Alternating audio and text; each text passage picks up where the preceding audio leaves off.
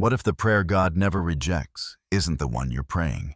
Most of us ask God for quick answers because the clock is loud and the stakes feel high. We want a yes or a no. We want a door to open or close. Yet the Bible points us to a different first step. Ask for wisdom. Wisdom means skill for right action under pressure. This means not just knowing a fact, but knowing the next faithful move when you feel pulled in two directions. Let me name what this looks like on a normal week. Your boss drops a new deadline. Your kid's teacher emails about a problem. Your budget feels tight again. You start to pray, God, fix this. That is honest.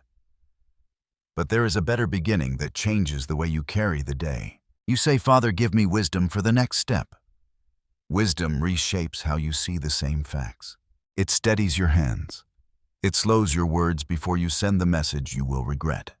Here is the claim I want you to test in your real life. The one prayer God always welcomes is a wisdom prayer. This is not a trick to get what you already decided to do. This is a humble ask for God to shape your motives, your timing, and your tone. Motive means why you want it. Timing means when you move. Tone means how you speak while you move. When these three shift, your choices begin to carry peace instead of panic. A quick picture. You are choosing between two jobs. Both pay the bills. One flatters your ego more. One serves your family rhythm better. A wisdom prayer does not force a mystical sign. It asks God to surface what is true, to expose pride, a swollen view of self, and to highlight the option that leads to long-term faithfulness. After that prayer, you make one small move that matches that aim. You book a follow-up call with clear questions about schedule and team culture. You invite a trusted friend to poke holes in your reasoning. You slow down just enough to choose well. Why start here? Because asking for wisdom honors God as the source and keeps you from rushing into damage control. It turns a frantic day into a guided day. It does not remove every unknown. It gives you a way to walk the unknowns with a steady heart. Small takeaway. This week, change your first sentence. Instead of God, fix this, begin with Father, give me wisdom for my next step. Then pause long enough to notice what changes. Next, we will hear God's open invitation that makes this prayer bold and safe to pray again and again. Reflection. If God said yes to one wisdom request today, which decision would you bring to Him first? God does not make you beg for wisdom. He invites you to ask.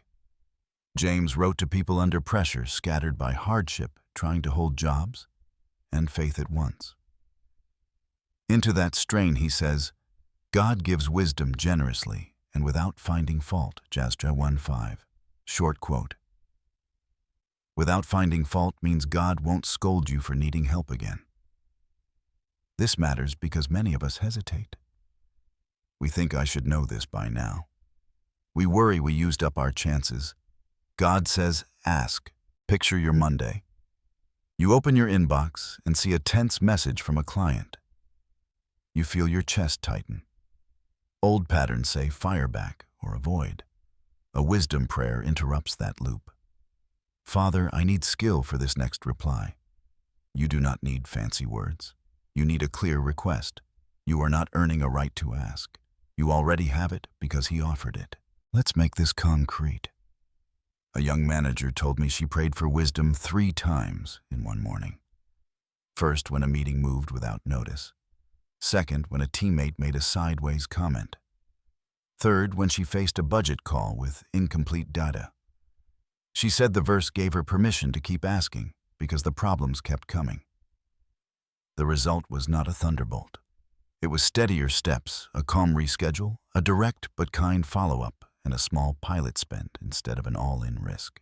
Here is the turn. If you believe God welcomes your request, then you bring the real problem, not the polished version. You say what you fear. You name the deadline. You admit your mixed motives. You put it all on the table because He already sees it. Wisdom grows in honest light. A brief note on timing.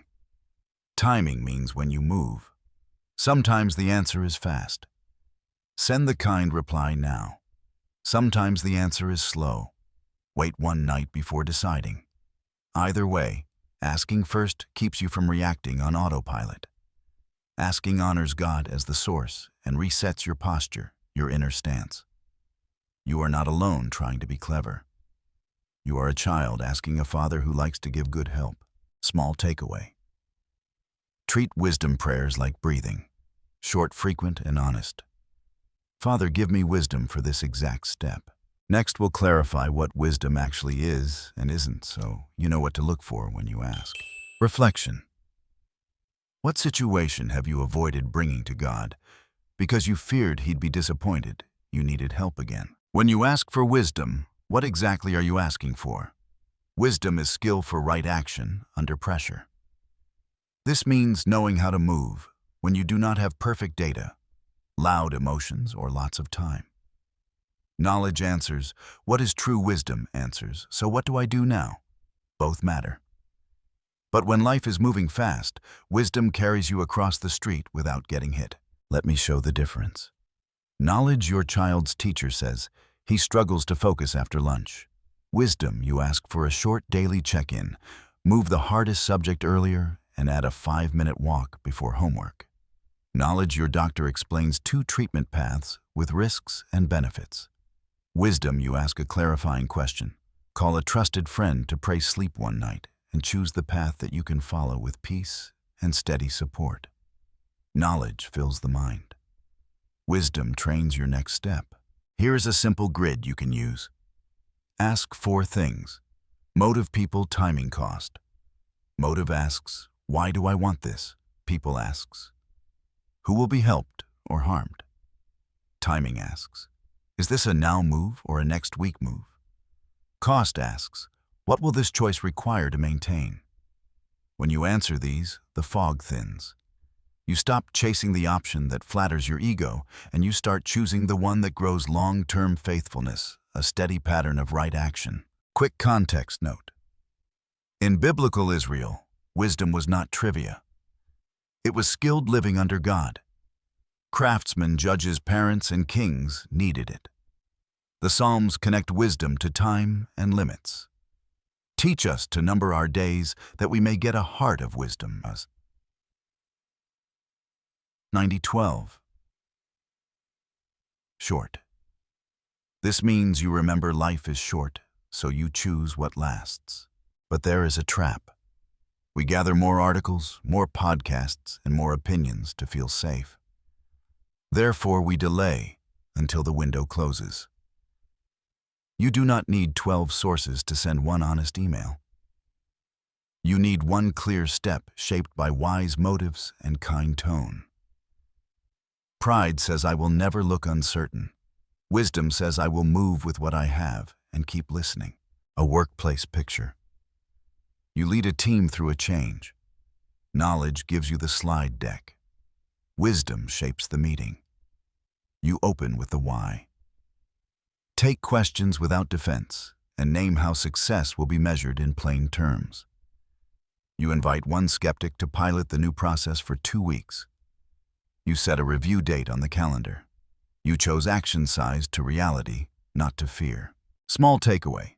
When a decision hits, write 4 words on paper: motive, people, timing, cost, and jot 1 sentence under each. Then choose the next faithful step that those 4 lines point to. Next, we'll face a tension that keeps many prayers stuck. The difference between honest uncertainty and a double mind. Reflection. In your biggest current choice, which of the 4 motive, people, timing, cost needs your attention first? James warns that the real block to wisdom is not questions, but a split heart. Doubt in this passage is not, I have questions. Double-minded means 2 allegiances. I want God's way and my way depending on cost. This means I ask for wisdom while clutching a backup plan that ignores it if it feels hard. The letter was written to believers scattered by pressure. Life was unstable. James called them to a steady aim before a steady answer. Here is the key move. Decide your aim before you ask. Aim means what you promise to do with whatever God shows next. If your silent deal is, I'll obey. If it matches my preference, your soul is already split. That split makes you restless. You sway with each new opinion. James says, ask in faith with no doubting. Jazz 1:6, short.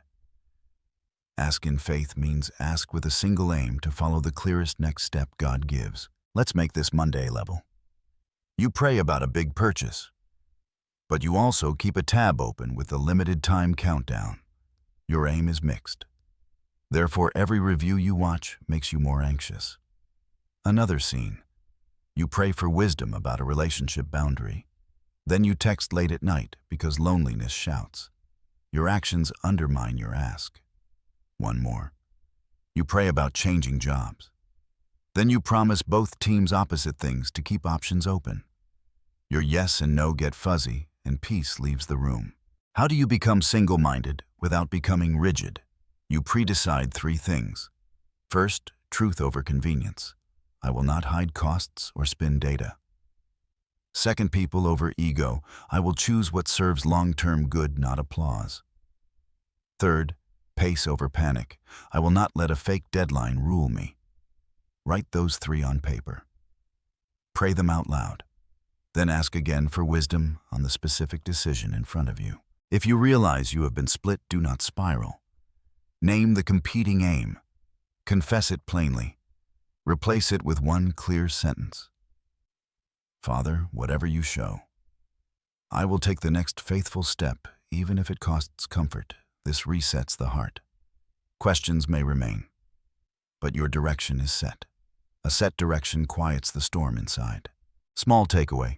Before you ask, write a 1-line aim you can keep even if it costs you something. Next, we'll watch a king make the ask the right way and learn why wisdom remains a daily need, not a one-time download.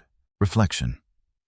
What backup plan is competing with your prayer, and what single aim will you choose instead? There is a night early in Solomon's reign when the room is quiet and his mind is not. He has the throne, but not the experience. Israel is large. Cases will come to him that affect families for years. In that pressure, he prays for discernment, clear judgment between options. He does not ask first for wealth or power. He asks for a listening heart. That phrase matters. A listening heart, an inner posture ready to hear, is the engine of wise decisions. Give your servant an understanding mind, he says, 1 Kings 3:9 short. God affirms the request because it serves people, not pride. You see the fruit right away. 2 mothers bring 1 baby and a tragic dispute. Solomon does not rush. He tests motives with a hard probe, and the real mother reveals herself by her mercy. Wisdom in practice protects the vulnerable. It is not clever riddles. It is love applied with judgment. In ancient Israel, kings were expected to secure justice, fair treatment under God's law. Solomon's ask fits that calling. He asked for the right tool for the real job. But here is the warning baked into his story. Wisdom received once can be neglected later. Solomon wrote about wisdom in Proverbs, yet over years, he made treaties that pulled his heart away. He multiplied marriages and horses' power symbols, and the drift damaged the nation. Therefore, wisdom is not a single download you guard on a hard drive. Wisdom is a daily direction you keep choosing.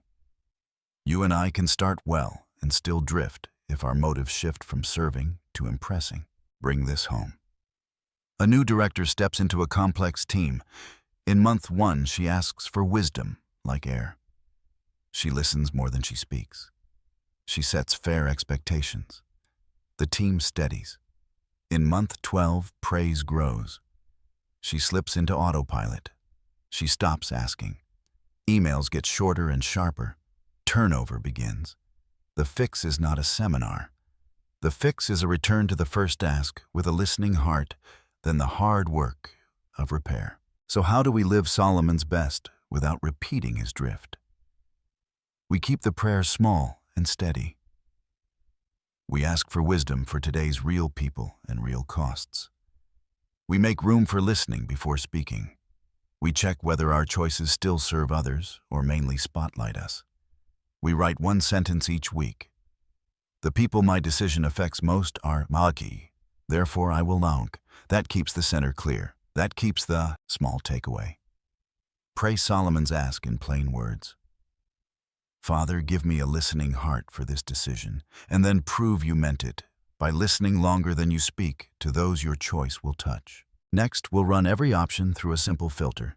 James gives a peace and purity test that exposes shaky motives before they hurt people. Reflection. Where have you drifted from a listening heart into autopilot? And who needs you to return to the first? Ask this week. Before you act, run your options through a simple filter. James says God's wisdom is pure, peaceable, gentle, open to reason. Psalms 3:17. Short. Pure means clean motive, no hidden angle. Peaceable means it aims to make things right, not to win points. Gentle means firm without harshness. Open to reason means willing to hear feedback without getting defensive. This checklist will not tell you the color of the car. It will tell you the kind of heart driving the car. Start with pure. Ask, why do I want this? If the honest answer is to prove them wrong or to look important, the option is already bent. Therefore, slow down. Bring that motive into the light. Then ask peaceable. Will this move heal what is broken or inflame what is sore? Sometimes peace requires a hard line, but the aim stays the same: restore a good order, not score a win. Now test gentle. Gentle is not weak. Gentle is strength under control. This means you say the hard thing without the sharp edge. You keep your volume and your face calm. Finally, check open to reason. If your choice cannot survive honest questions, it needs work. Wise options grow clearer when tested. Foolish options collapse when questioned. A workplace picture. A vendor missed a deadline and cost your team. You draft a scorching email. The checklist stops your hand. Pure, you want accountability, but anger wants a pound of flesh. Peaceable, your draft will trigger defense, not repair. Gentle, the tone is off. Open to reason, you have not asked what happened, therefore you rewrite. You state the impact, ask for the timeline, set a new deadline, and explain the next consequence plainly. That email tells the truth and leaves room to fix the damage. A family picture. Your teenager broke a boundary. Pure, you want to protect, not humiliate. Peaceable, you aim for a path back to trust. Gentle, you choose a firm consequence and a calm tone. Open to reason. You listen first, then decide. The result is not soft. It is specific and fair. It builds a way forward. Add 3 red flags. First, rushed timeline, fake urgency that blocks prayer and counsel. Second, flattered ego, the option that makes you feel superior. Third, hidden cost, the part you avoid naming. If any flag is waving, step back and ask God for help to clean your motive and widen your view. Small takeaway. Write the 4 words, pure, peaceable, gentle, reasonable, on a sticky note. Before your next hard action, hold your draft or plan against them and fix what fails. Next, we'll turn this into a 5-day rhythm you can start this week, so wisdom grows by practice, not by accident. Reflection. Which word on the checklist exposes your weakest spot today, and what change will you make before you act? Here's a simple loop for one live decision. It fits into a normal week. It builds wisdom by practice, not by accident. Day 1. Ask. Write the decision at the top of a page. Pray out loud. Father, give me wisdom for this exact choice. Name your motive in 1 sentence. Name the people affected. Do not solve it yet. You just asked clearly. This honors God as the source. He will make straight your paths. Proverbs 6. Short. Day 2. Listen. Read one short passage that checks the heart. Use James 3:17 as your mirror from yesterday's checklist. Circle the word you need most today. Then take a slow 10-minute walk or sit in a quiet chair. Listening means you stop input long enough to notice what rises when the noise drops. Day 3. Test. List 2 or 3 options. Run each through 4 words: pure, peaceable, gentle, reasonable. Cross out any option that fails 2 or more checks. If an option fails 1 check, write what would need to change to pass. Ask one trusted believer to poke holes in your thinking. Invite honest questions. Day 4. Pilot. Choose the smallest faithful step that moves the decision forward without locking you in. A pilot is a low-risk test. Send a draft. Try a 1-week budget. Book a half-day visit to the new workplace. Set a review date now. Tell one person what you are testing and what you hope to learn. Day 5. Review. Ask what fruit showed up. Look for peace, clarity, humility, and the reaction of people most affected. Note any red flags: rushed, timeline, flattered, ego, hidden cost. If the fruit is good, take the next step. If it is mixed, adjust and repeat the loop next week. If it is bad, stop, confess the miss, and return to day 1 with what you learned. 2 real-life pictures. A family considers moving schools. They ask on Monday, listen and read on Tuesday. Test motives and options on Wednesday. Pilot by visiting classes on Thursday and review around the table on Friday. A manager weighs a vendor change. She asks, listens, tests, pilots a 2-week trial, and reviews with the team using clear metrics. Keep it light and repeatable. Tie the ask to a cue you already do. Morning coffee becomes the bell for a 30-second wisdom prayer. The commute becomes the listen window. Lunch on Wednesday becomes your test check. Thursday at 3 p.m. becomes your pilot move. Friday at 4 p.m. becomes your review slot. Small takeaway. Put these 5 words on your calendar this week. Ask, listen, test, pilot, review, and attach each to an existing habit so the loop runs even on busy days. Next, we will add the voices you need for steady guidance, how to seek wise counsel the right way. Reflection. Which day in this loop do you usually skip, and what exact step will you try this week to put it back? You do not need a crowd. You need counsel. Counsel means thoughtful guidance from people shaped by Scripture and tested by life. Proverbs says, without counsel plans fail, but with many advisors they succeed. 15:22. Short. Many does not mean random. Many means more than one wise voice who will tell you the truth, not just what you want. Here is how to choose them. First, character over charisma. Look for someone steady under pressure, not just impressive on a stage. Second, Bible over opinion. They connect advice to God's ways, not just to trends. Third, proximity over platform. They know something about your real life, your family, work limits, so their words land where you live.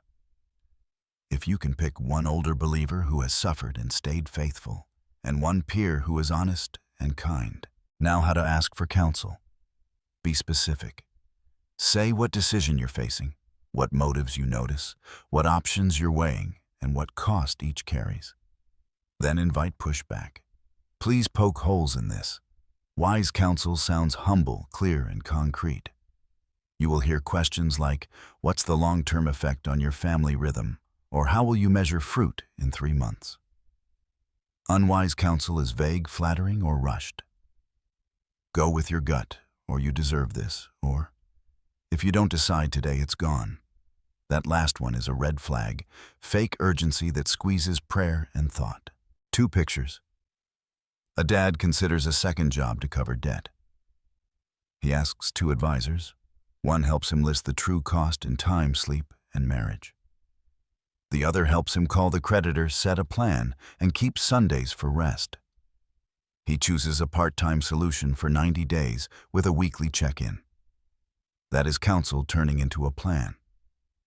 A young woman considers a move across states for a role with a shiny title. Her mentor asks about church friendships and serving beyond the job. She runs the peace and purity test visits for a weekend and learns the culture prizes image over people. She declines with peace.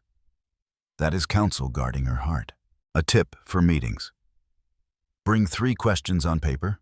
Take notes and end by naming one step you'll take, then report back. Reporting back builds humility and keeps the relationship alive for the next decision. Small takeaway. Identify 2 go-to voices this week. Write their names, why you trust them, and when you'll ask them to poke holes in your current choice. Next, we'll face the hard reality of slow answers, how waiting becomes training, not punishment. Reflection. Who are your 2 truth-telling advisors, and what specific question will you bring them this week? Waiting is where many of us feel faith wobble. You asked for wisdom. You did the checklist. You sought counsel. Nothing clear showed up. James tells pressured people that trials grow. Endurance grows maturity, stable character under pressure. Let steadfastness have its full effect, Jazz. 1. 4. Short. Steadfastness means staying with the right course long enough for it to work. This means delay is not always denial. Sometimes delay is training. Here is the trap. We equate silence with rejection. Therefore, we grab the loudest option just to feel in control. But wisdom often forms in the space where you keep doing the next faithful step without a grand reveal. Keep the 5-day loop. Keep the peace and purity test. Keep asking. God is not indifferent. He is building your capacity so the answer when it comes does not crush you. A Monday picture. You are waiting on a health result. Anxiety spikes at night. You cannot force the phone to ring. Therefore, you build a steady lane. Morning, a 2-sentence prayer and a slow walk. Midday, text 1 friend for prayer, not 5 forums for fear. Evening, read 1 psalm out loud and turn off the feed at 9 p.m. You are not pretending it's easy. You are training your heart to carry the same weight, with better form, better habits that prevent injury. A work picture. A promotion decision drags. You did your part, now you wait. You choose to serve the current role with excellence. You set a small learning goal for the month. You encourage a teammate publicly once a week. If the answer is yes, you will be ready. If the answer is no, you will still have grown. Either way, waiting produced wisdom rather than resentment. Add 2 guardrails. First, set review dates. Waiting without check-ins turns into drift. Put a 2-week review on the calendar to rerun the test in Counsel. Second, protect your inputs. Doom-scrolling endless negative news browsing feeds fear. Replace 1 scroll block with a 10-minute scripture read in a journal line. Today's next faithful step is Yik. If you notice impatience boiling over, say it to God plainly. Father, I am tired of waiting. Give me grace to hold steady today. Honest prayer is not a failure. It is fuel. Over time, you will notice a change. Less panic in your chest, more room in your mind, and the strength to choose well when clarity finally comes. Small takeaway. Put 2 review dates on your calendar now, 1 in 7 days, 1 in 14, to check your decision with Scripture and Counsel. Then keep serving where you are. Next, we'll talk about what to do if you made a poor call, how to course correct without shame, and restart the wisdom loop. Reflection. Where is waiting pushing you toward a rushed decision, and what 2 steady practices will you hold this week instead? Sometimes you only see the mistake after you make it. You pressed that to send too fast. You spent what you should have saved. You said yes when no was wiser. Wisdom does not end here. Wisdom begins again here. The Bible gives a clear path. Confess, ask, repair, restart. Confess means say the wrong plainly without excuse. If we confess our sins, He is faithful and just to forgive. John 1:9, short. This means failure is not your new name. Forgiven is. Start with confession to God. Use simple words. Father, I chose fast and proud. I need mercy and wisdom. Then confess to the person affected. Short and specific. I was sharp in that meeting. I'm sorry. I will repair it. Do not add a long defense. Ownership builds trust faster than polish. Next, ask for fresh wisdom on the same decision. You are not back at zero. You bring lessons. Write 2 lines. What did I ignore? What will I do differently next time? Then rerun the peace and purity test. Pride often hides in the edges. Name it. Replace it with a new step that serves the people your choice touched. Now repair what you can. If your choice cost someone time, offer time. If it cost trust, offer truth and follow through. If it cost money, make a plan to repay. Repair is not grand. Repair is small and steady. It shows up on time. It answers honestly. It keeps the promise made. Over weeks, trust grows back like bone. 2 pictures. A team lead promised a deadline the group could not hit. He owned it on Monday. He reset scope with the client. He protected his team from blame. He set a new review rhythm. The client stayed. Trust recovered. A mom lost her temper. She apologized to her son that evening. She named the exact words and tone that were wrong. She wrote them down on a card and taped it inside a cabinet as a reminder. She asked God for a new pattern at the next stress spike. The house felt different by Friday. Finally, restart the loop. Day 1. Ask. Day 2. Listen. Day 3. Test. Day 4. Pilot. Day 5. Review. You are not stuck. You are learning. Every round grows your capacity to choose well under pressure. Shame says, hide. Grace says, face it and take the next faithful step. Grace is not soft. Grace is specific. It meets you where you failed and gives a path forward. Small takeaway, write 1 repair step you will take in the next 24 hours. 1 call, 1 apology, 1 plan, and put it on your calendar. Next, we will land the plane with a quick recap and a simple action you can take today to walk in wisdom with a steady heart. Reflection. What is 1 relationship cost or promise you can begin to repair today, and what exact step will you take first? Here is where we've come. God welcomes wisdom prayers every time. This means you never age out of asking. Wisdom is skill for right action under pressure. Therefore, you can move without perfect data. Double-minded aims split your peace. A single aim steadies your steps. Solomon shows the beauty of a listening heart and the danger of drift. Therefore, keep asking daily, not once. God's wisdom is pure, peaceable, gentle, open to reason, Jazz 3:17. Short.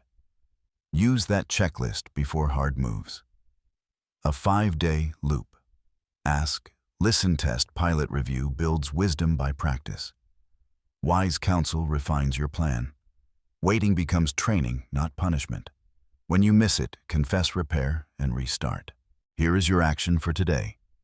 Pick 1 live decision. Pray 1 sentence, Father, give me wisdom for this exact step. Write 4 words, motive, people, timing, cost, and jot 1 line under each. Run the peace and purity test on your best option. Take 1 pilot step by 5 p.m. Put a 7-day review on your calendar. Report to 1 trusted person what you learned. If this helped you breathe and choose, share it with a friend who is under pressure. Tell us in the comments where you most need wisdom this week. Subscribe so you don't miss the next episode on practicing wise courage when the room is tense. Reflection. What 1 decision will you run through? Ask, listen, test, pilot. Review this week, and what pilot step will you take today?